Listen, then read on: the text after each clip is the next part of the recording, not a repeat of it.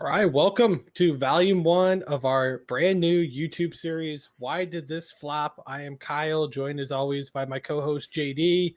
JD, how we feeling tonight about our first episode? I'm very interested in this conversation that we're about to have. I'm very curious for your thoughts. This was a fan-led decision to cover the movie that we're covering, and so congrats to all of you that voted for the topic at hand, and thank you all for participating and joining us on social media. Definitely. And yeah, thank you guys for participating in our Twitter poll topic, which was over at Back in Time Pod on our Twitter page last week. And yeah, everybody picked Waterworld. It won by pretty convincing numbers. So, but I mean, for you though, JD, why do you think this is the right choice to kind of kick off this probably 12-part yearly series that we're going to be doing here? Well, I hope it's a 12-part yearly series because there's a lot that we can dig into for sure. But I think when people think of a flop movie, the first thing that comes to mind is Waterworld.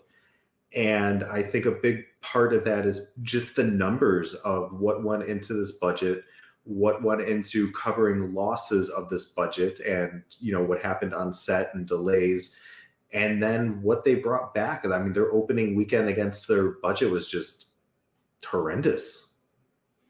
Yeah, and we'll definitely get into some of that there, but I mean, and this is really what this series is about. We're going to dissect movies that we feel like were flops at the box office, and we're not just going to state an opinion based off of watching a movie from like 20, 30 years ago. We're going to actually go back and we're going to look at all the factors that went into the original release, the trailer, the critic response to the movie, the box office results, the clips, everything that goes into the marketing of a film project. So, and at the end of this, we'll decide, is this truly a flop? And we'll give a percentage, and we're going to base it like a grading scale, 1 to 100, how we feel like this movie rates today in 2021. So, JD, if our audience is listening to this for the very first time, where can they go to support our channel here? Thank you for throwing me under the bus. But just joking. Back in Time Podcast, you can follow us on social media. We're at Back in Time Podcast, very active on Twitter, Instagram, a little active on Facebook. You can email us at backintimepodcast@gmail.com. I'll give you my phone number if you want to call me, text me. Kyle's not so bold with giving out his phone number, but his phone number is blank. So yeah, I mean, download us, listen, engage with us. We're a very social podcast. We're part of the SIP network. And we've got our live show coming from SIP network tomorrow night. Yep. So shout out to all the love and the boys over there. Check it out at SIP network on Twitter. And I burp at Unjust Justin. There you go. And I'll drop all the links on our social media and the SIP Twitter page. So if you do want to join that live stream, definitely jump in on there and interact with us. Let us know what you want to hear. So we'll be covering that. But let's dive into it, man. Waterworld, 1995, a post-apocalyptic action film directed by Kevin Reynolds and co-written by Peter Rader and David Twohy. It was based on Rader's original 1986 screenplay and it stars Kevin Costner, obviously, in the lead role here. And the setting of the film is in a distant future. The polar ice cap is completely melted, if I can talk today, and the sea level has risen over 7,600 meters, which is 25,000 feet, covering nearly all the land. The plot of the film centers around an otherwise nameless anti-hero named the Mariner, a drifter who sails the earth on his trimaran, and it's just a cool boat. And at the time of its release, July of 1985, JD, this was the most expensive movie ever made. Yeah. Did you know that? I feel at one point I did know that as a fact. I think that I've read a number of articles floating around that talk about movies and they compare their budget to what they bring in opening weekend and how much they've brought in over time. And yeah, this is always talked about. That it's insane. Like this. And it's hard to imagine Kevin Costner in 2021 as being the, hey, holy moly, give him all the monies. Give him all the money. Absolutely. And this is where I want to start first. So a lot goes into a movie. We'll get into some production notes here in a second, but I want to start with the cast. Obviously, we have Kevin Costner. He's the main character here. He is the Mariner, the anti-hero. What do you think about him here as the leading man? Again, audience, in 2021, it's hard to imagine him there, but back in this time period of the early to mid 90s, he was the man. Oh, for sure. From Bull Durham to Field of Dreams to The Bodyguard, I mean, Robin Hood, like he was, everything he touched was gold. Definitely. Look at this list right here. So starting with Bull Durham, Field of Dreams, The Gun Runner, Revenge, Dances with Wolves, Robin Hood, JFK, The Bodyguard, Perfect World, Wyatt Earp, The War, and then he gets the Waterworld, which was, which we'll talk about. Is it a flop? Is it not a flop? But I really like Tin Cup. So I think that's a solid one. What's his name? Roy McAvoy in that movie? Yeah, yeah, Roy McAvoy. Great movie. So, and then we've got a couple other characters as well. So let's talk a little bit about them. Dennis Hopper is our co-lead here, and he's playing the Deacon. I think he looks really cool. I'm not gonna lie, but I don't know. I'll show you a clip later on. We'll look at some of Dennis Hopper's movies from this time as well. But what do you think about him as the Deacon? He's a menacing, and he can do a great job of being menacing as an actor, as a character actor. And I've got no issues with him here as the Deacon. I think if I ran into him on a dry land bar, I'd kind of not mess with him. Oh, for sure. I don't want that bad juju. Yeah, and I don't know how he survived this career onslaught here, because look at this. These two back-to-back roles here. He had Super Mario Brothers, and then he had 2 years later Waterworld. How do you recover from that? You be a damn good actor. That's how you recover from that, and that's him in a nutshell. Yeah, definitely. And then we have Jenny Triplehorn as Helen, obviously the main leading lady here, and Tina Majorino as Enola. What do you think about our ladies?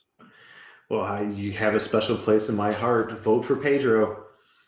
Vote for Pedro. Yeah, I feel like that's maybe what she's known for best. But I always remember her from a little bit earlier on in her career as Tony from Andre, which was just like a year earlier than Waterworld. Let's be serious. You actually remember her from Grey's Anatomy. I was never a Grey's Anatomy watcher, but my wife was. Hey, well. Good show. And then Veronica Mars, too. She was on quite a few episodes there. Oh, good for her. I didn't realize. I never got into Veronica Mars. No, I didn't either. Not either. So so that's our casting. I mean, there are a bunch of really good cameos in here. Jack Black has a small role. Kim Coates from Sons of Anarchy has a pretty nice little role in here too. He's like the guy that comes on the boat and wants to get it on with Helen, and the Mariner cuts it off, and his character is just, he's so like, he's slimy, but you like, I don't know. He's poor guy. I don't know how he recovered from this role. It's like, no wonder it took him like 20 years to land Sons of Anarchy. Awful.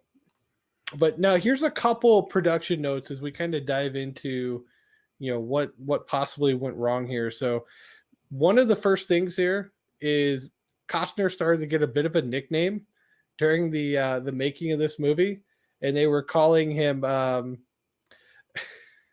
they were starting to call him Kevin's Gate or the Fish Star, which apparently is alluding to a couple flops.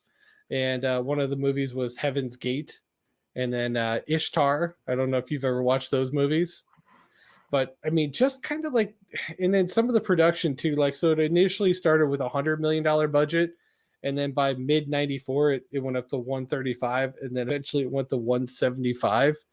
So it just kept going up and up. And I feel like it kind of has that Zack Snyder feel to it a little bit, where by the end of it, even the director walks off productions like I wash my hands of this. and he had already done 3 movies with Costner prior to this. And they were still having issues and the budget's going crazy. So do you feel like does that carry any weight in your opinion, that like this thing was kind of a sinking ship before it even hit the theaters? That happens. I mean, that's Hollywood in a nutshell. And as we dig deeper into this series of why did this flop, I'm sure we will see the telltale signs over and over and over again. Yeah.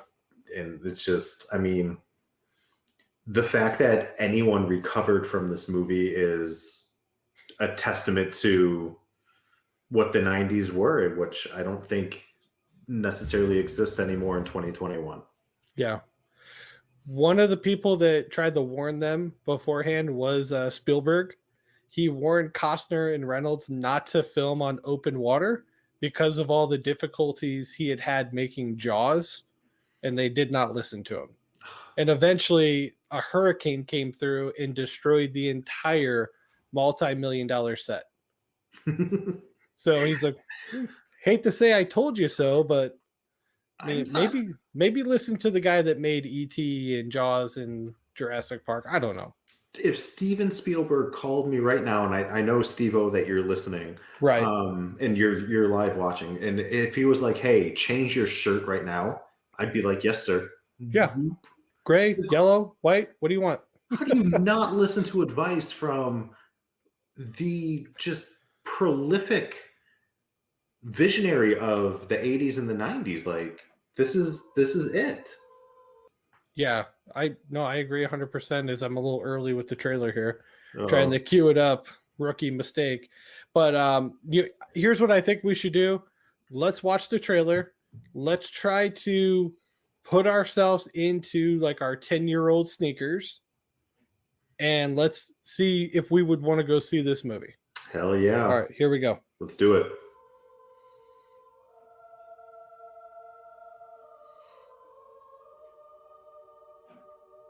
The sun. For millions of years, the source of life. But for one planet, the source of its demise. The temperatures climbed. The vast fields of ice at its poles melted, and the oceans rose. Centuries later, this kind of sucks, doesn't it? On this planet once called Earth.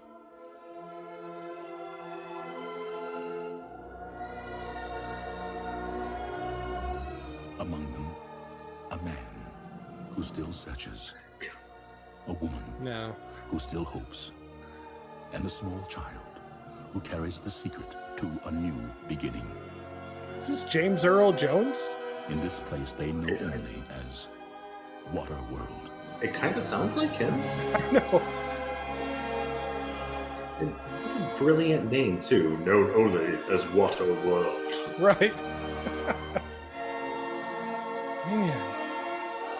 This is making the movie look like it's so slow.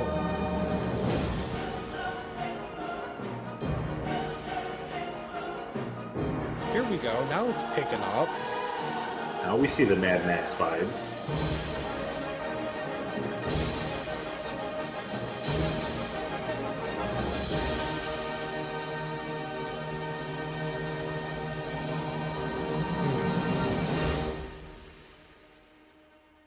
All right. JD, I'm going to let you start. I mean, I can tell by the look on your face, you're not happy. What'd you think? I think that's a stinker of a trailer. Like, I'm just going to be honest with you. I know I can feel my presence in the boardroom when they conceived what they wanted to do and how they wanted to do it and where they were wanting to go and what their aspirations were. Right. And they were just dead wrong. It's just not, because like you said, it's just way too slow. It makes it seem like it's going to be this long-winded, Titanic level romantic drama where something goes awry instead of just this Mad Max style chase movie. And that's really what it is. It is more Mad Max chase movie. It's not really that slow of a movie. They could probably cut out about 15, 20 minutes of it and really speed it up. But I mean, there's some really awesome action sequences in this movie, and you don't hear any characters talk. You get nothing from really one look of Dennis Hopper. I mean, I think he just like does like a slow turn. He's like pulls out his cigar, like, yeah, he's got the one eye, Willie. And it's just, man. How does Fury do this? I don't know. But yeah, I could see why a lot of kids might have taken a pass on this one. Yeah, and you know, in talking about like the budget of what went into this and the production of Waterworld, James Cameron went through deep waters to get Titanic made. It will never be a future episode, not a flop by any means. No. So it won't be on that episode. And I've never seen Titanic, but I know that Cameron swam through some deep waters, and part of Waterworld left awake in that, where people were like, it can't be done, it shouldn't be done, stay away from the ocean. Right. And not only did Cameron also do his out in sea, which again Spielberg advises not to do, they literally filmed this pretty much in the same location.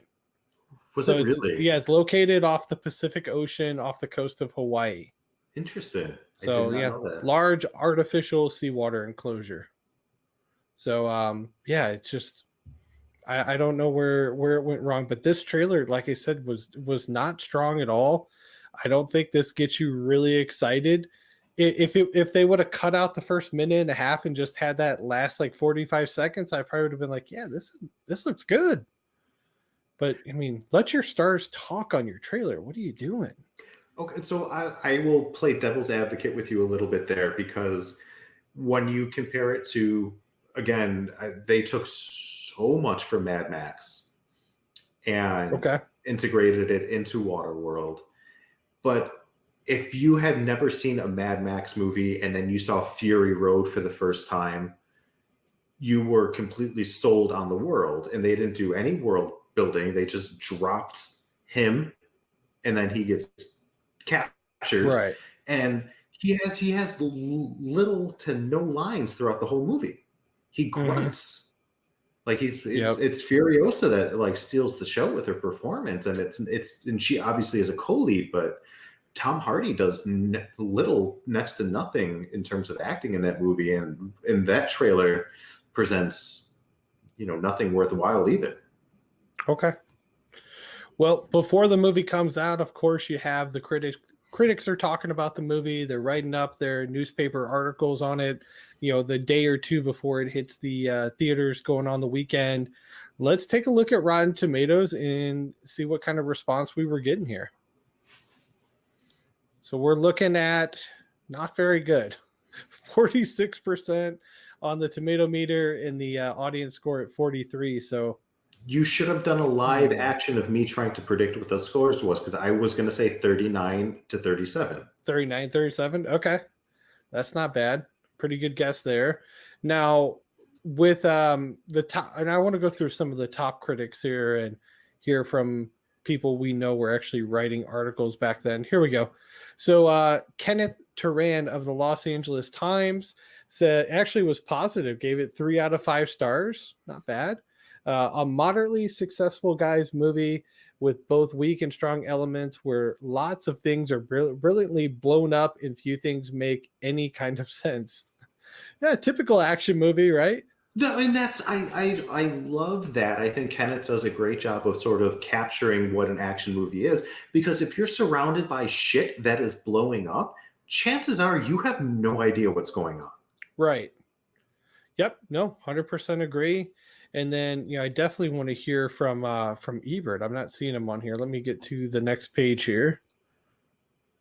There we go. Top critics. There he is. Okay, 2.5 out of 4 stars, so a little bit less than the tomato meter score. And it says it's one of those marginal pictures you're not happy to have seen, but can't Unhappy. quite, oh yeah, not unhappy to have seen, but can't quite recommend. Yeah, okay. I don't know if I agree with that. I think It, after, we'll go through clips and then talk about rewatching the movie, but I mean, there's enough in there where I think I would have been like, man, the movie's pretty good. but I feel like I agree with you, and I don't disagree with old top there, Roger Ebert. But a lot of times when I think of, and we've talked about this on the podcast, but breaking down a movie, and you have to compare it to maybe a hamburger that you've eaten, and Sure. you can have the most delicious chef recommends hamburger that there is, or you can just have something from McDonald's and you're just like, you know what, that was $1.75 and that hit the spot. Mm-hmm. And Okay. I had McDonald's a couple of weeks ago and it was like, wow, I spent $4 on 2 burgers and fries, and I'm gonna have the shits later. But I'm gonna have the shits later. the McGurgles. Yeah, that's true. You don't want the McGurgles. I watched, remember that documentary back, oh my gosh, with Yeah. Morgan Spurlock. I forget the name of it off the top of my head, but fantastic documentary. He actually put one out last year, and it was about the chicken industry. And he actually opened up his own like fast food chicken restaurant, but went into it like exposing like Chick-fil-A and Popeyes and all these other companies for saying that they have free range chicken, where in reality, all they have to do is open like a 2x4 space in a barn and it's considered open range. Jeez. And he's like, this is bullcrap. Like, I like his documentaries because he's good. He had a TV series for a while, and I don't remember if the focus was, or an episode was the focus, where they were talking about what it would be to legitimately live on minimum wage. And so he worked for a month and cobbled together as many shekels as he could and got the biggest apartment that he could. And then it was like, okay, well, I've got $18 to pay for electricity this month, so that means I don't get to have furniture. And so he's eating ramen noodles, and it was a really great expose on the tapestry of what people in America are struggling with. And so I thought that was very impactful. Okay. Yeah, no, I definitely want to check that out. And so let's keep chugging along though here. So let's get to some box office numbers. So the movie comes out, it's released July 28th, 1995, kind of an end of summer release as we go back into school. It's got a PG-13 rating, runtime 2 hours and 15 minutes. Let's pause right there before we get to the numbers. 2:15, you think maybe too long? 1995, oh hell yeah. Yeah. Little long. Titanic hadn't graced us with its 3-hour long presence yet, and I don't think anybody was ready for this long of a movie. But let's dive into the numbers though, because I want to see how we did at the box office here. So you can see domestic numbers, not bad, but let's actually dive into the week by week release here. So they did actually open number 1 at the box office that week, bringing in $21.1 million in week number 1. So not a bad start. Not a lot of competition though. So we're competing with The Net, Operation Dumbo Drop, Clueless, which is in week 2, Apollo 13 in week 5, and 9 Months in week 3. And the only other, I know this is one of your favorites, JD, Free Willy 2, The Adventure Home, is in week 2. So not a lot of competition here, is there? I mean, yes and no. The Net was a fine movie. Clueless was a fantastic movie. Mm-hmm. Apollo 13 is a little long in the tooth, but Operation Dumbo Drop, come on. Not great. So let's see. Week 2 holds solid at number 1. They drop a little bit though, bringing another 13 million. So about 40, let's call it 45.6 million after 10 days. Probably lower than they want because you still got that $175 million bankroll you got to make back. But again, not a lot of competition coming out still. I'm sorry. Virtuosity is a fantastic film. Yeah, but it got beat out by Babe in week 1. Not a great sign. But not by much. By literally $400,000. Well, let's see if it gets any better in week 3. No, Virtuosity drops even further, and the Babe beats it again. And then we get Dangerous Minds, A Walk in the Clouds, pretty solid movies. Kid and King Arthur's Court, I like that movie. Thomas Ian Nichols. Yep. Tin Band. And then we're in the week 4, and now things start to drop. We're all the way down to week 5. Now we've got some competition in the action movie realm here with Mortal Kombat coming out, taking over that number 1 spot. Not great. It looks like Mortal Kombat, they actually did a little bit better than Waterworld did in week 1. It looks like a couple $100,000 more. That's not great. And then we get in here all the way down in the 5th week to the 8th spot here. Desperado's out, Lord of Illusions. Now we're at the end of August, and yeah, it's not looking good. So JD, what do you think? I mean, I'll kind of go back to the main page here, and we can talk about the international numbers on this movie are fantastic. 175 million internationally. So they take in 264, but from what I was able to read, they weren't able to break even until the VHS release hits Blockbuster and all those home movie rental stores. So what do you think about our box office numbers, though? They're telling and surprising at the same time. Like, I didn't realize the international take was going to be so high. Mm-hmm. Not surprised, in 2021 when you consider what the international film market would have been in 95 and the presence that Kevin Costner brings. But my goodness, like, a lot of people probably lost their jobs over that opening weekend. I mean, especially when comparatively, when you consider a Marvel movie or Star Wars, I guess we should just say a Disney movie at this point, when they put up, $500 million budget and they come home with $1 billion opening weekend. Mm-hmm. Like, that's, I think, what they were gambling for back then. And that is not what they received. No, they didn't get that, did they? A little tough. All right, well, let's get in some clips here. I want to take a look at the actual movie, some of the scenes here that I thought were some of the better moments, and we'll just talk about them here. So here's the first clip, and I'll kind of set it up a little bit here. So in this first scene, he's entered this like small village on water, and he's cashing in some dirt that he's pulled from the bottom of the ocean, and he's going to get discovered here. So let's watch this scene.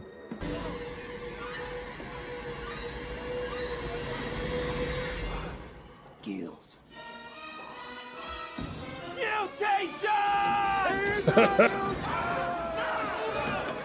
What do you think of this first scene, though? I love the background, guys, when he's like, he's got gills, mutation, and then all the guys are like, ugh. No.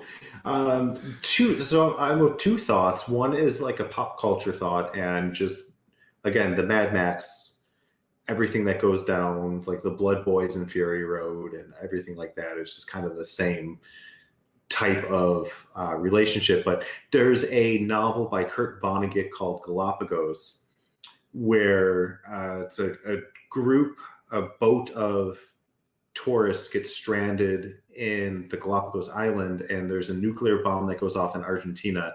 Mm-hmm. And the story focuses on, and I want to say this was the 70s when Kurt Vonnegut wrote this, maybe the 80s, but the story focuses on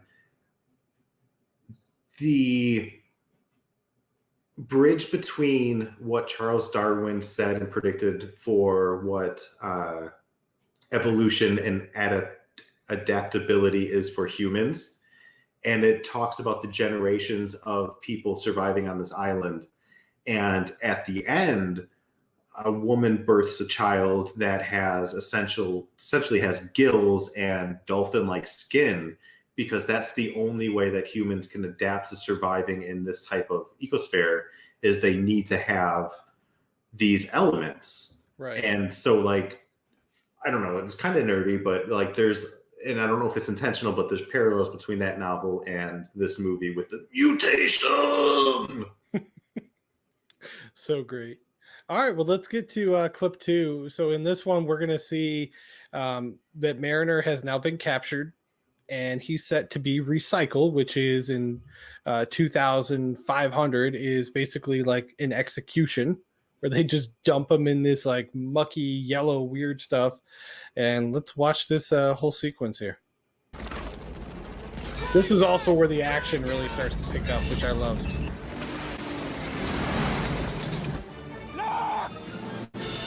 Oh my god.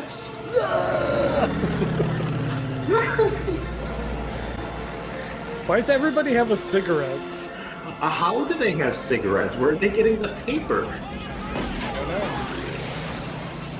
And why are there... I know why Brian laughed. Yeah. I get it. I get it. It's awesome, bro.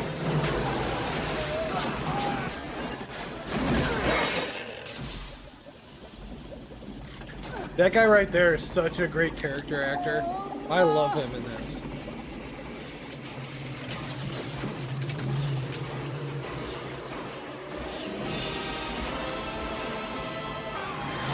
Yeah, that's a great question, Pat. I have no idea where they're getting fuel or bullets in this world.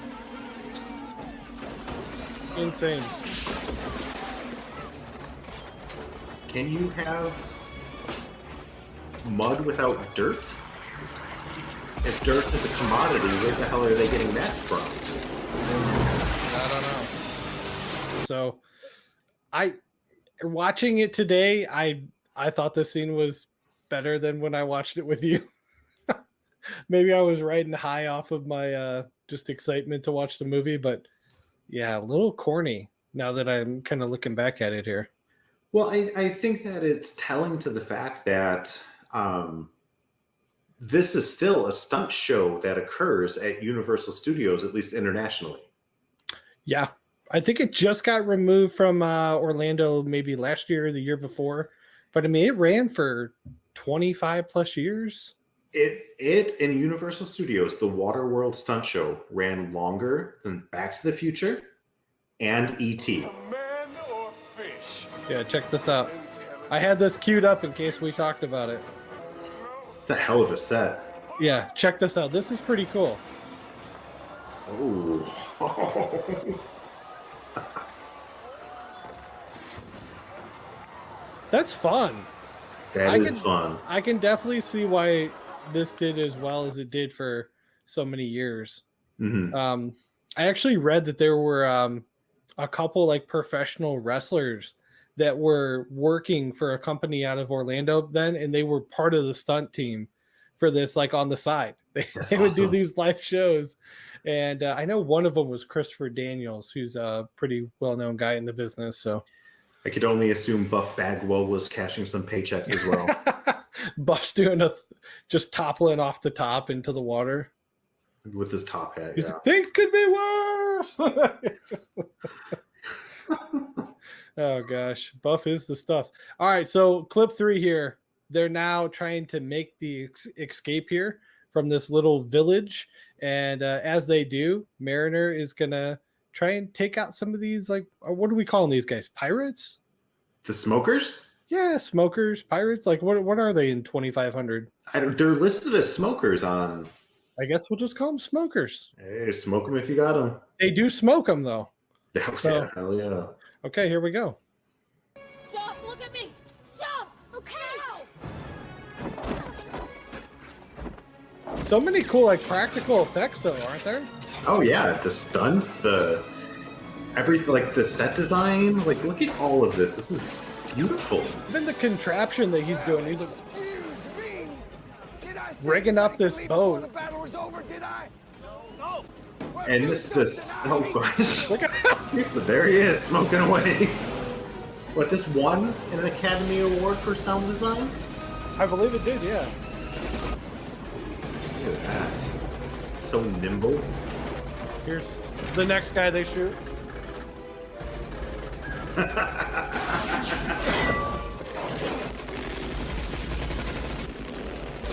Clever girl.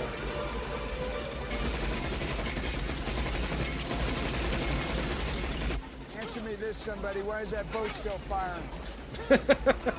Well, what's that cousin's name? Look how many people have cigarettes. That guy. Right in They just. Oh my god. Call him Charles. Even the kid, the little kid in the corner. Stop him! Stop him!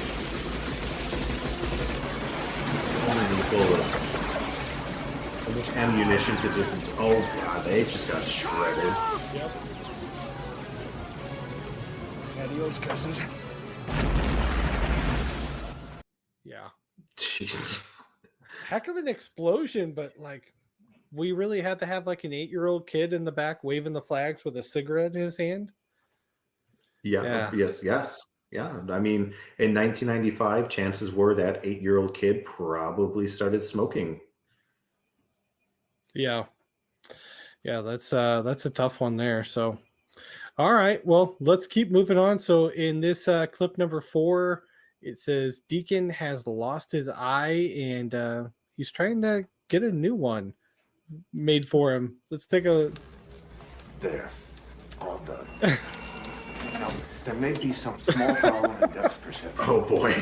Better not screw up my short game. Oh, how is that even a joke that he makes since 2500? Right. I like it better than you realize. Much better. What do you say, Toby? The truth. Looks like shit. That's why I love children, no guile. It does look like shit. And it feels like cold shit. Deacon?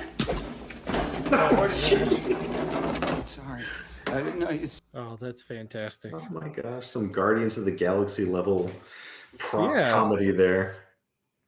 Yeah, I think that's just a hilarious scene. I wanted to add something in there because, yeah, I mean there is a little bit of comedy going on here. Well, minus the short game comments, because there's a lot of, like, people don't believe that there used to be an underworld society, and they don't believe in the dry land. And how does he 500 years later? YouTube cracking down. Yeah, what's happening? They took down our live stream. Did they really? Yeah, Oh, that's insane. We're allowed to watch video clips and react to them. There's literally a million videos up like that. So, but no, I mean, we'll continue on because this will save and they'll be able to watch it later on. So perfect. Yeah, just how does he know about golf is all. yeah, no, that's freaking hilarious. That eyeball, when it pops out, it turns, it just rolls on the ground. I lose it. It's so good. You must know how even you've got to eat. You just sit there. I think that's the first time he's talked in any of the clips we've watched. Very little. So he's going fishing, but he is a fish. Kind of. I don't know. I like this scene though. I think this is kind of cool.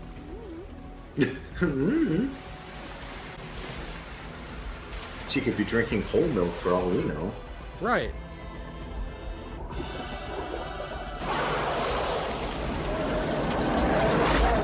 Oh my gosh.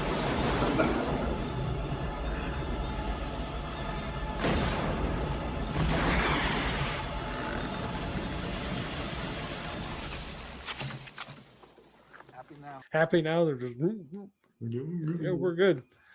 What do you think about the CGI there? Honestly, it wasn't that bad. It was so quick that it was fine. Yeah. No complaints. Yeah, no, I think it looks great. I like the idea that he's like, all right, I'm just gonna like dangle myself off the back of this boat and we'll see what happens. Maybe I get eaten by this giant like whale shark looking thing. I don't even what do you think that was? At this point in futuristic history, Maybe it was a rebirth of a dinosaur even. Yeah, you never know. You never know. And that's really our last clip now. As the movie goes on, obviously Mariner starts to get a little bit closer with the family, and well, they're not really a family, but the little girl and the lady that's been taking care of her all these years. It ends with him basically coming to the rescue because she's been captured by Deacon and the smokers, and that's kind of how the movie ends. So not a lot on the clip side. I went through quite a bit on YouTube, and the quality wasn't quite there, so I didn't want to put up crappy clips, but doesn't matter. We got taken down anyways. but here's the thing is, at the end of the day, we have to give this movie a rating. We have to decide if it's a flop or not. Where do you sit right now, 2021, with Waterworld? I think this movie came out ahead of its time, honestly. I think if this came out now, different actors, obviously different special effects. I'm not calling for a remake or anything like that, but I think that it's not a flop in 2021. I don't think it's an amazing movie by any stretch of the imagination, but I'd give it a 6.5 happily. Okay. 6.5, that's not bad. I'm gonna go, and I don't want to go 6.5. I want to go 7.2. I knew you were gonna say 7.2. Yeah. Damn it. I just feel like it, if we're going off of a like classic grading scale, like let's say 1 to 100, 72, like it got a C minus. Like it could be worse. It could be worse. It could have been a D, like you, or a D plus. But I think it does enough visually and enough like really cool action scenes to keep me interested throughout the movie.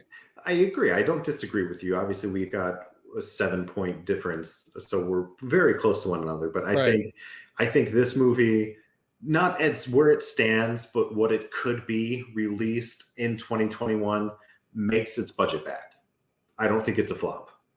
For sure. And it actually did go on to make some money through VHS sales and rentals and everything. So, I mean, it made close to $300 million at the box office. And, at the end of the day, a lot of that goes into marketing, and the theaters basically take half of that. But I mean, yeah, I think it does enough. I don't know that I would put this in the flop category. I think I'd put it in more of like little disappointing category.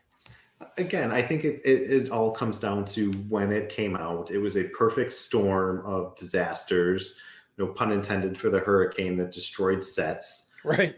But I mean, without some of those setbacks, and I mean, they had Kevin Costner, like, I mean, man, but I mean, if they do remake this movie, I want to see Kevin Costner as one of the mutants guys in the background, at least. He comes back as Deacon. He's I can sit there with one eye and, one eye Willie this thing, which made you chuckle earlier. So I went back to the well a second time and got nothing. But hey, this has been a good first episode. It's been a great first volume 1, as we'll call it. And volume 2 next week. Promise you guys, it's going to be a fun one. We have a great guest lined up, just trying to figure out the date, but I do know the movie. JD, should we drop it here? Should we drop a little tease?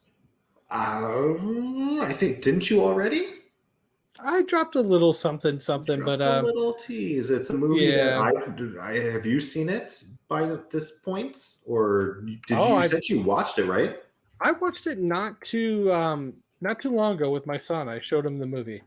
Okay, and just tease it out. Let's see what the audience says. Our one viewer before we got pulled off the air. Yeah, but we're back on actually. So I don't know if it was just the clips, like they just decided, hey, let's let these guys roll with it. Who cares? Thank you, YouTube. So our no viewers are having a great time.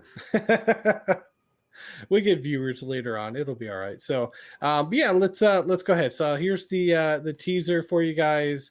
We're going to be diving into 1985 and Explorers. And I love this poster, man. When this movie came out, obviously we were infants, but great cast.